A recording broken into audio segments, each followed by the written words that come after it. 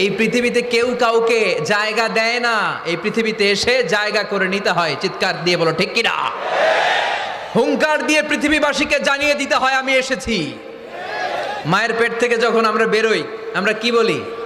Wow wow বলে নিজের অস্তিত্বের জানান দেই যে আমি এসেছি, এই পৃথিবীতে আমি জায়গা করে নিতে এসেছি। Life is not a bed of roses. এই পৃথিবী ফুলের বিছানো সজ্জা নয়। এখানে কষ্ট করতে হবে, পরিশ্রম করতে হবে, ঘাম ঝরাতে হবে। পরিশ্রমের ঘামে যে লোনা পানি থাকে, ওই লোনা পানিতে জন্ম নেয় সফলতার বীজ। এজন্য পরিশ্রম করতে হবে। সব নবীরা পরিশ্রমী ছিলেন, সব নবীরা কাজ করেছেন। সূরা জুমার এই 10 নম্বর আয়াতে আল্লাহ তাআলা আমাদেরকে মোটিভেট করে শিখাতে চেয়েছেন যে স্বাবলম্বী হও, নিজের পায়ে দাঁড়াও, কাজের সময়ে কাজ, নামাজের সময়ে নামাজ। আজকে